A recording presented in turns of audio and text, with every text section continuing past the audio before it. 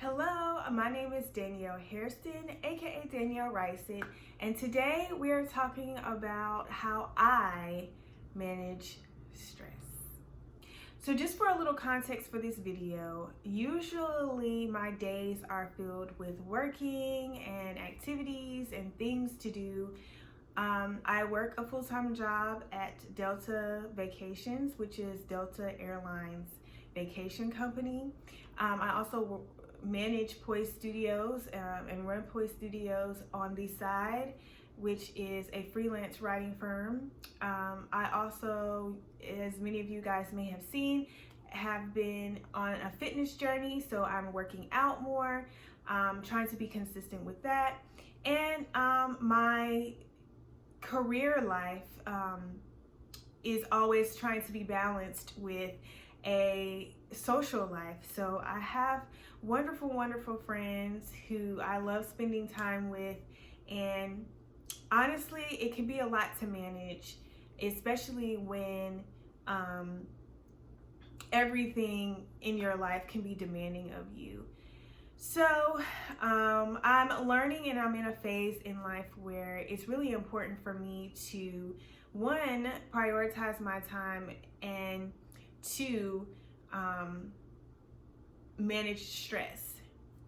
Now, when I say manage stress, I'm not necessarily saying that it goes away. In this season of my life, I feel like God has definitely challenged me to settle into the busy lifestyle. I think sometimes as humans, we associate being busy and productive with being stressed and overwhelmed. I know I have. And I believe that in this season, God is really challenging me to make busy and productive and being on my assignment the norm in my life. Especially coming out of 2020, when there was lots of downtime and there was lots of time to reflect and time to get things into perspective. I feel like I'm now transitioning into a season where I have a new mindset about work.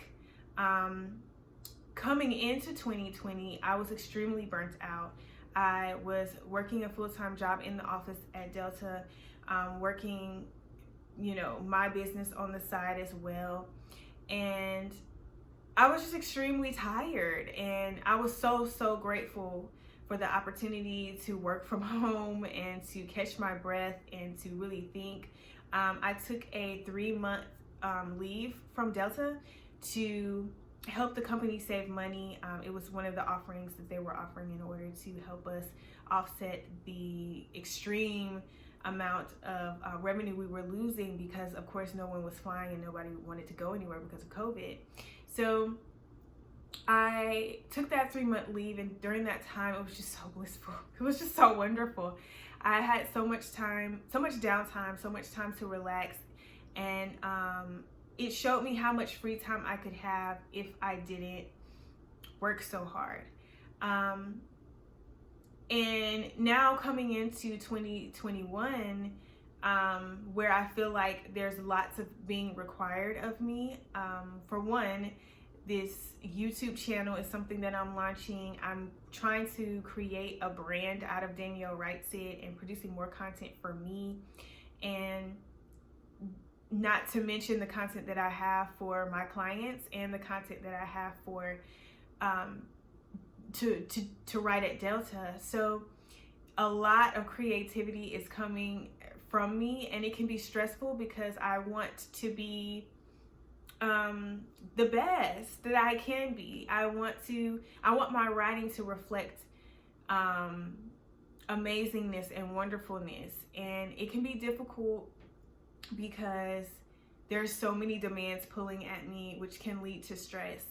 But I feel in this season that there are some key things that I am putting in place, practicing in place. And I'm not perfect at it because, of course, this is a learning experience. But I'm really making an intentional effort to manage stress and settle into this new place of productivity and being someone who's booked and busy. As you can see, I have my Less Than Branded shirt on today to to emphasize that. To go from this idea of being booked and busy, and sometimes I feel like there's this negative connotation with that, like, oh, I'm booked and busy, I don't have time for you. And I just want to be blessed. I want to be blessed and branded, and I want to be on purpose, and I want to walk in grace. I want to walk in peace, and I still want to be productive. So I say all that to say, here are a few things that I am doing in order to garner this peaceful, blissful productivity that I feel like is my right, and I also feel like is your right. So the first thing is I am definitely listening to the Holy Spirit and any promptings to take a break. I'm a firm believer in instead of stopping, just taking pauses. And I've carried that into my workout routines. When I get tired, like, we don't stop. We just kind of take a brief pause, catch your breath, and we go back into it. And I've also carried that into my work life. I think that it's really important that when you're feeling burnt out, or when you're feeling overwhelmed by something, it may just be a sign that you need to take a second, take a break, collect yourself, however that may be, and then jump back into things when you feel a little bit more level-headed. Sometimes when you're in the thick of things, it can be it can be overwhelming, but when you take a step back, you can really put things into perspective. And honestly, being bold enough to take the step back puts the whole situation in perspective, because you're seeing, like, this is not do or die. This is not a situation that I have to stress and strain myself out about. I can take a second, breathe, come back to it with a level head, and get it done much more efficiently than if I'm trying to pull my hair out and get it done, or if I'm trying to work with someone that I might be frustrated with or whatever, and I say the wrong things. Like, those type of things can all be avoided if you just take a step back. The second thing is being honest about what I can and I can't do. So a lot of the times I think a lot of women, and probably a lot of men too, have this idea of being superwoman, superman. Like, you want to help everyone that comes to you. You want to take on every client that approaches you. You want to be there for every friend in every moment. But a part of growing up and a part of maturity is understanding that you can't be everyone. You can't be everything for everyone, and you can't be everywhere. And your brain can't always be on at all times. So you have to be honest about what you can do and what you can't do. I was the type of person that would just take on projects and be like, I will fit it into my schedule somehow, some way. And I started to realize how damaging and how destructive that was to my quality time and my quality of life, because I found myself overworking myself because I committed to things and made commitments, and even, double booking myself for things, when if I would have just taken a second to say, hey, let me check my schedule, or hey, let me see if I'm available for that, or even have said, I'm not taking new clients at the moment, I'm not taking new projects right now. The saying is, no is a full sentence, and it is. And sometimes you have to assert your boundaries so that you are providing, so that when you do show up and the people you are showing up for can get the best of you, and not just something that you're throwing out there because you feel like you have to be there. So that brings me to point number 3, is showing up and being present for every task. So throughout quarantine, I think one thing that I really learned was that you don't really know what's going to happen tomorrow. There was lots of times where I had projects that came in and they were changing from day to day. Like, today we're writing about this, but we have this new update, so now we need to write about this. And it really taught me the importance of being present for the task at hand and just doing your best with that. Tomorrow, yes, it may change. Tomorrow, it might not even have the same feel. But one of the things that I've always prided myself on was giving all of my writing all of me. So I never understood why that was, like, why I had to connect with my writing in that specific way. But I've learned that I need that type of connection with everything that I put my hand to, every person that I talk to, every moment that I share, or every moment that I take for myself. I need to show up in that moment and be present in the moment, because it just helps you manage stress so much better, because you're not in this moment and trying to multitask and think about what's happening next, or what's going to come down the pipeline, or did I leave the stove on, or whatever it may be. Being present in the moment is understanding that everything else can wait. Just be here right now, and give your best in this moment.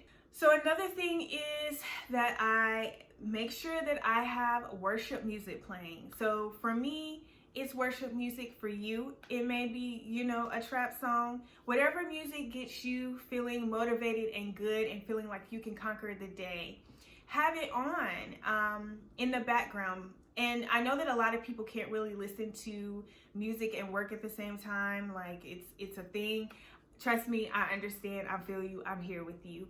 For me, I like to listen to music or melodies that don't have any words attached to them. And that really helps me to set the tone for, like, oh, okay, I'm here, I'm relaxed, and I'm ready to conquer whatever comes to me.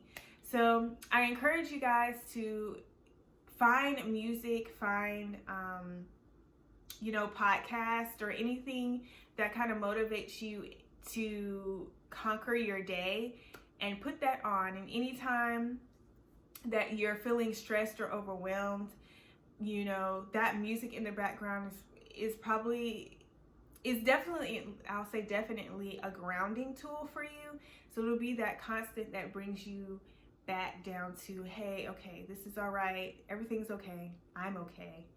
And things are going to get done. The last thing that I want to share is Asana.